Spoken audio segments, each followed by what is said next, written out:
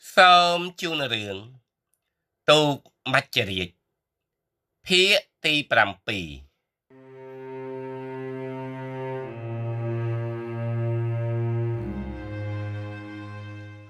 Xăm đầy đang mấy con như vậy một. Thưa ở trong bức bạc nhá. Mới từ một mái đã kết tay bị dùng. Khó pi mình ní đã khné có chẳng buồn nè. Sao chặt bài có ác. Mình đang thao với chiều với nụ tê. Hỏi bộ quạt có mình sơn như vậy đây chỉ mới nâng mái ván đối tìm môn tiệt đài. Xong bay tại mi mặt tình. Pro lưng sang làng sang tay mình toàn. Bóng con top đại bo rồi tê rồi bọc khiêm chẳng bình nè. Bán một lia mà đây rồi bọc nhóm. Đang bay vơ tàu lọc từ phung chung sọc vĩnh. Tiếng phụ quát như vậy bà đại bà đâm rương môi chầm nuôn oi krô xa khiêm bàn dồn tiền.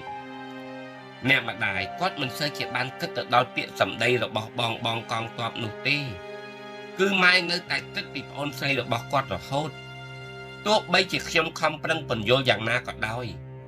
Còn nè mà đại mình xây chỉ dốc chất tục đặt đập đài. Tại đau ti bằng phát tư con đăng thả. Nè mà đại mình bằng cái được bọc khiêm chiên mà nụ bài nam nụ.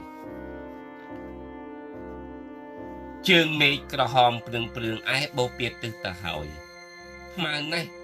bà tám dương mơ tư lượt ngay đại ra pi khẳng cao mộc nụ. Bà hai chìa mong chất làm bay tà hỏi. Tại, bên ní phụ dương tẹt ọc nghe mình đăng thả. Tới với chùm rốt nặng nơi bạch nàn nụ tê. Tại, bà đóng chiếc mùi khi nụ đài. Miễn sở mạng mất mình nhé.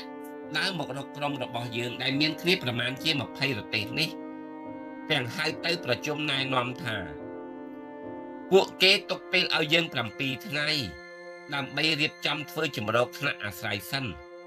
Tùm rõm miễn bánh chia bị ông ca lương một tiết. Tì nụ hỏi, đại khiêm ban khó chắc bác rồi hôn một đau sọc ngày ní. Đã kể hai thả nông chìa.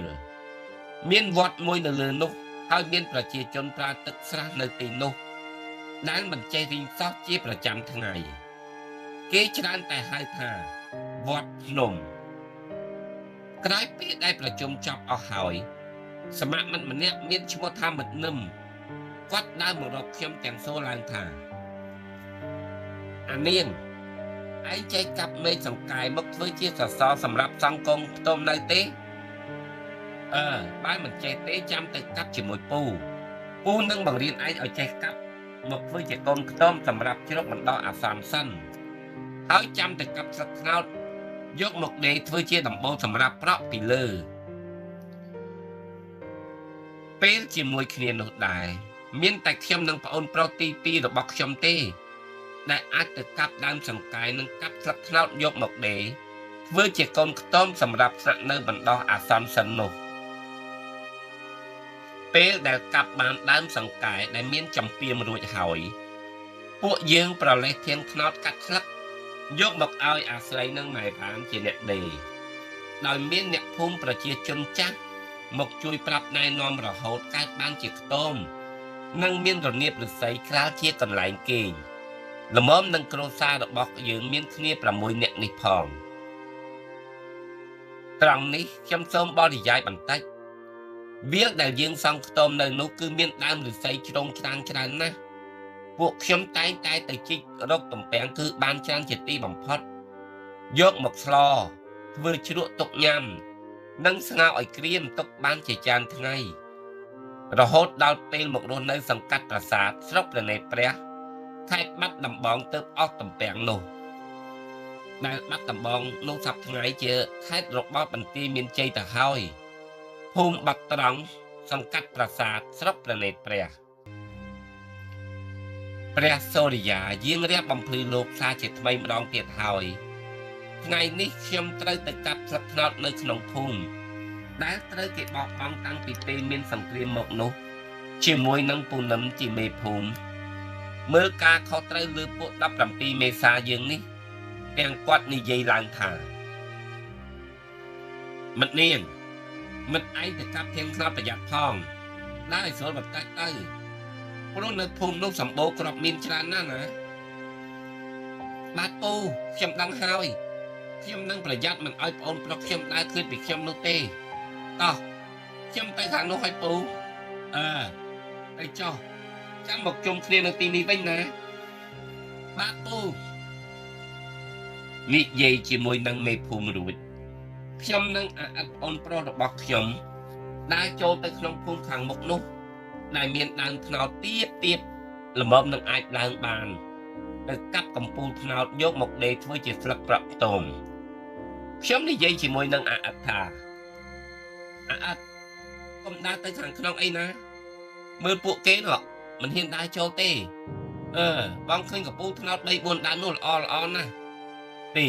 មិនបានជាគេមិនកាប់អញ្ចឹងតែមានអីទេដឹងហ៎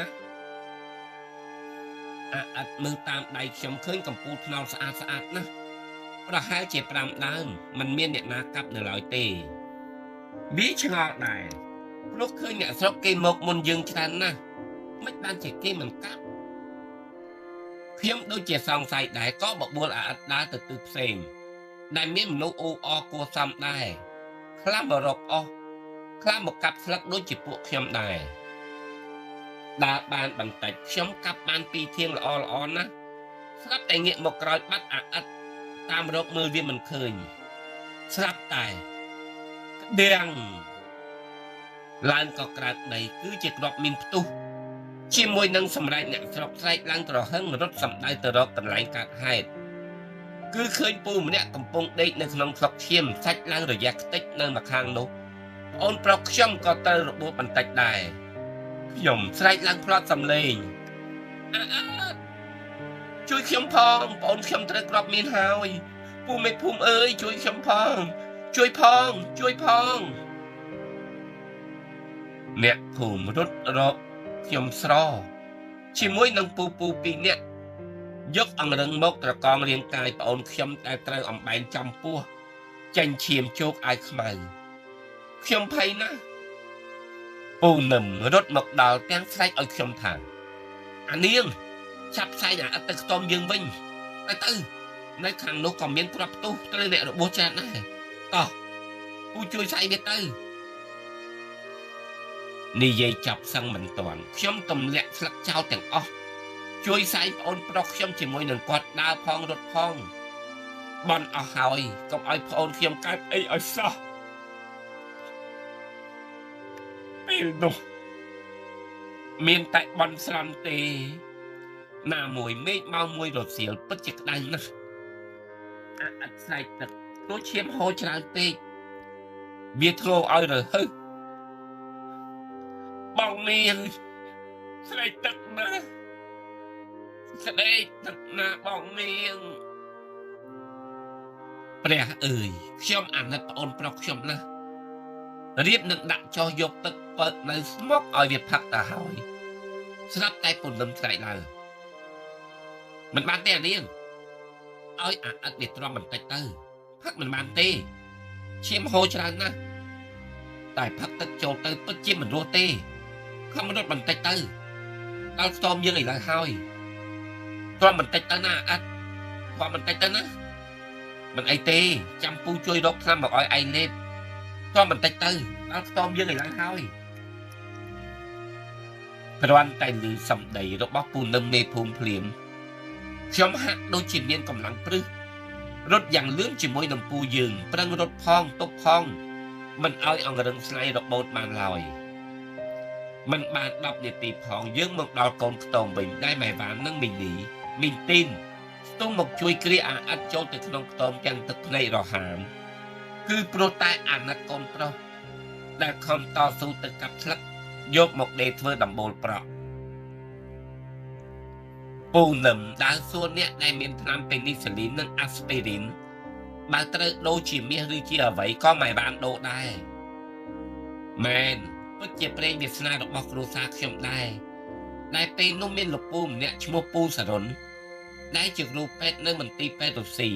គាត់មាននៅសល់ថ្នាំមួយចំនួនក៏យកមកចាក់ឲ្យប្អូនប្រុសខ្ញុំដោយមិនបានធ្វើតេស្តទេព្រោះវាដល់ពេលទៅហើយមានតែបន់ព្រះសំពះទេវតាឲ្យលោកជួយតែប៉ុណ្ណោះរួចហើយគាត់ឲ្យអាស្ពីរីន3គ្រាប់និងដាសឺណង់សម្រាប់រោយលើមុខរបួស3គ្រាប់ដែរសរុបទៅម៉ែវ៉ាន់ហូតយកខ្សែដៃមាស 5G យកមកជូនគាត់ ជាធ្នូនឹងឆ្នាំពេទ្យនេះដោយពូសារ៉ុនគាត់ញញឹមបិទមាត់មិនចិត្តទេទាំងនិយាយជាមួយនឹងខ្ញុំថាអូនឯងមិនអីទេចាំព្រឹកពូមកចាក់ថ្នាំឲ្យមួយមកចូលទៀតនឹងលេបថ្នាំហើយរយរបួសបាត់មុខកុំឲ្យខ្យល់ចូលប្រហែលជាមួយអាទិត្យនឹងបានជាឡើងវិញហើយអរគុណបងស្រីណាស់ខ្ញុំនៅសល់មាន់2 3ដែរចាំឲ្យកូនខ្ញុំអាទូចដែលយកមាន់មួយមកឲ្យស្ងោរស៊ុបឲ្យវាហូបទៅនឹងមានកម្លាំងដូចដើមវិញហើយខ្ញុំទៅសិនហើយណ៎ខ្ទមខ្ញុំនៅខាងមុខនោះទេម៉ែវ៉ានអរគុណគាត់ជាមួយនឹងមីនីដួសសម្លព្រិចមកឲ្យអាអិតវាហូបតែហូបមិនបានដោយសារនៅឈឺក្បាលពេកពេលវេលាបានកន្លងផុតទៅ10 ថ្ងៃហើយអាអិតដើរបានធម្មតាតែវានៅឈឺពោះត្រង់មុខរបួសដែលត្រូវអំបែងនោះហើយបៀមជាប់រហូតពេលដែលវិលត្រឡប់មកភ្នំពេញវិញទើបវះយកអំបែងចាញ់បានជាសះស្បើយរហូតមកដល់សប្តាហ៍ថ្ងៃនេះគឺពិតជាគុណបុណ្យជួយហើយដោយមិនមានទេតណោអ្វីបន្តិចសោះពីអំបែងក្របនោះជារឿងរ៉ាវដែលធ្វើឲ្យខ្ញុំចាំមិនភ្លេចទេថាទាំងនេះជាអំពើរបស់អ្នកណាម៉ោង11ថ្ងៃត្រង់ទៅហើយពួកយើងកំពុងតែនាំគ្នាហូបបាយជុំគ្នាស្រាប់តែពុនឹងមកស្រែកប្រាប់ថាបងវ៉ានអើយបងវ៉ាន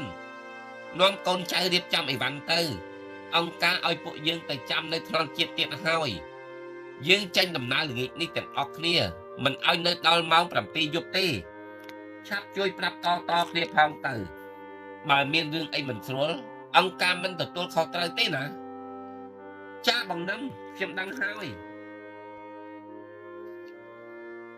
ម៉ែវ៉ានដើរទៅខ្ទមមីនីដែលនៅឆ្ងាយពីខ្ទមខ្ញុំប្រហែល10 ម៉ែត្រនិយាយប្រាប់ពីរឿងនេះទើបត្រឡប់មកវិញទាំងរៀបអីវ៉ាន់របស់យើងដែលសំខាន់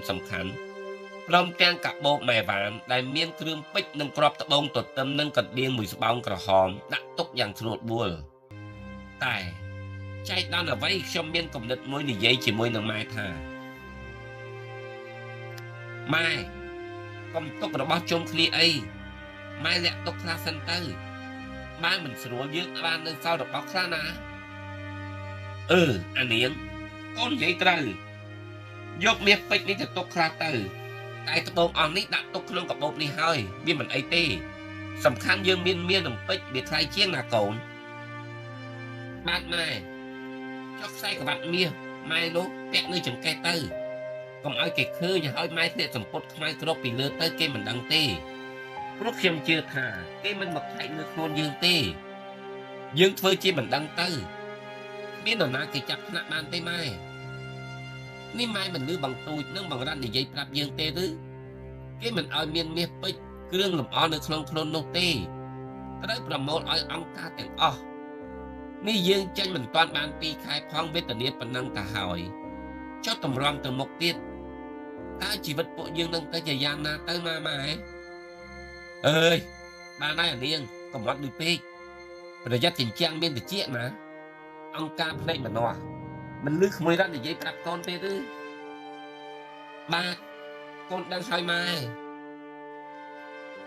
និមិត្តតែលឺឈ្មោះបងរ៉ាត់ធ្វើឲ្យខ្ញុំនឹកដល់ក្រដាសតូចមួយដែលគាត់បានសរសេរហុចមកឲ្យខ្ញុំមុនពេលដែលបែកគ្នានៅវត្តទឹកថ្លានោះសូមបញ្ជាក់បន្តិចកូនក្រដាសនោះឡើងរលួយទៅហើយដែលខ្ញុំទុកមកដល់សប្តាហ៍ថ្ងៃនេះខំថែរក្សាមិនឲ្យបាត់ឡើយពេលដែលបែរនិយាយបែបនេះរួចហើយខ្ញុំប្រមូលខ្សែកចិញ្ចៀនក្រវិលផ្លាក់ដៃខ្សែដៃដែលធ្វើពីផ្លាទីនទាំងអស់មកច្រកក្នុងកូនថងមួយហើយក្រវ៉ាត់ជាប់នឹងក្រមាចង់ចង្កេះ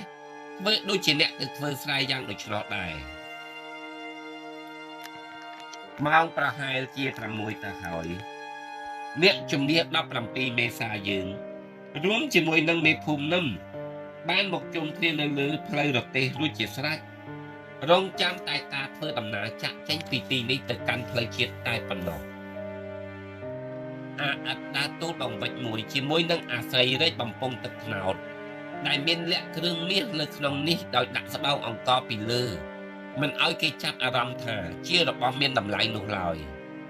ទាំងនេះគឺជាការរៀបចំរបស់ខ្ញុំដែលបង្រាប់បាននិយាយប្រាប់ម៉ោងប្រហែលជា7:07យប់ទៅហើយសមាមិត្តកងទ័ពប្រហែលជា10នាក់បាននាំផ្លូវពួកយើងធ្វើដំណើរតាមផ្លូវរទេះឆ្ពោះទៅកាន់ផ្លូវជាតិដើម្បីត្រៀមឡើងឡានបន្តទៅមុខទៀតដោយមិនដឹងថាអង្គការដាក់ទិសដៅឲ្យពួកយើងទៅដល់ទីណានោះឡើយពេលនេះគឺជាចុងខែឧសភាដែលខ្ញុំចាំច្បាស់រត់តែមាននាឡិកាអូរយ៉ងផ្កាយ3នោះទុកគ្រាន់មើលមិនចង់ឲ្យនរណាដឹងទេដើម្បីសូលចំណាំថ្ងៃខែដែលយើងមិនមានប្រតិទិនមើលដូចកាលពីនៅភ្នំពេញនោះឡើយ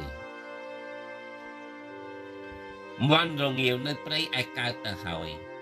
បើតាមស្មានពេលនេះប្រហែលជាម៉ោង2ទៀបភ្លឺទៅហើយដែរក្រុមអ្នកជំនាញទាំងអស់ប្រឹងដើរផងរែកផងដោយមិនហ៊ានឈប់សម្រាកយូរឡើយព្រោះធ្វើម៉េចឲ្យតែដល់ផ្លូវជាតិសិនចាំនាំគ្នាសម្រាកតែម្ដង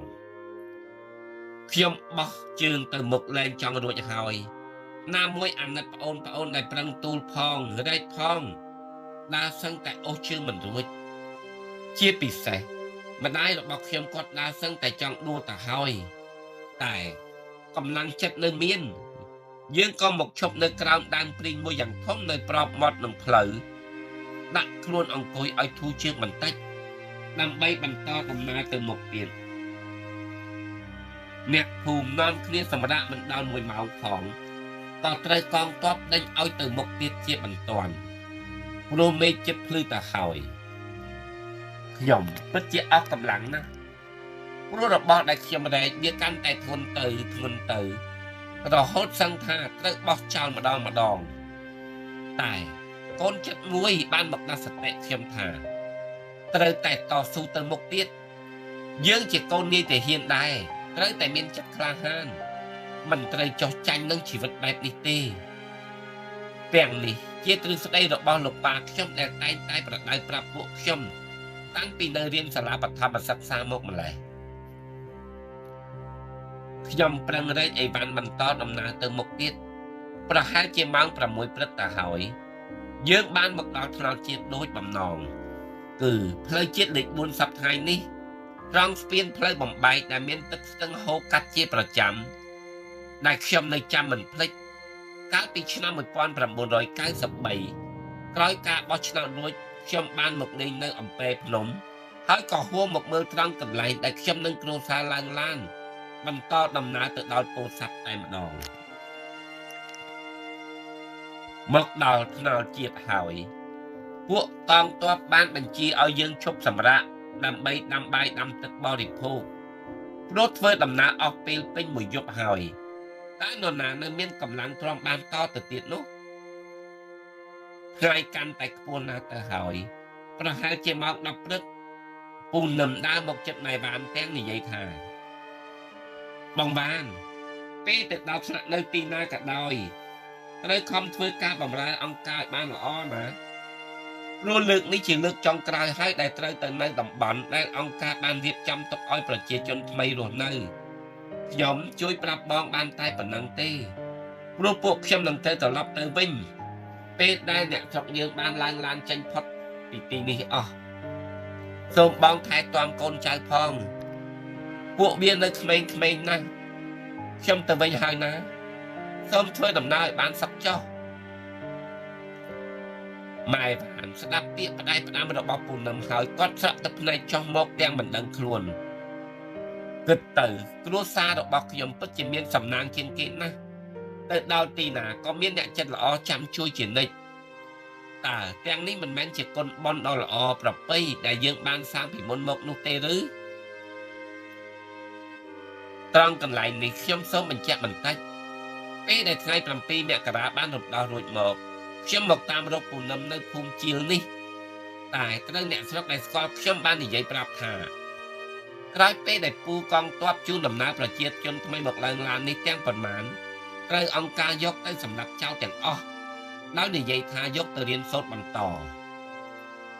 ខ្ញុំពិតជាមានចិត្តអាណិតដល់ពូនឹមណាស់ហើយបានជូនរបស់របរមួយចំនួនដល់កូនប្រុសរបស់គាត់ដែលសប្តាហ៍គ្នាបានស្លាប់ទៅហើយដោយសារគ្រោះថ្នាក់ចរាចរណ៍កាលពីឆ្នាំ2008កន្លងមកនេះ ម៉ោងប្រហែលជាមួយរសៀលរថយន្តទាហានជាច្រើនគ្រឿងបានមកឈប់នៅលើផ្លូវជាតិរងចាំដឹកអ្នកជំនះដែលមកកក់កុញនៅលើថ្នល់ជាតិនេះរងចាំគេមកដឹកបន្តទៅទៀតមិនថាតែភូមិខ្ញុំទេនិយាយជារួមទៅគឺមកពីគ្រប់ទិសទីទាំងអស់ដែលមាននៅក្នុងខេត្តតាកែវនិងកំពង់ស្ពឺនេះ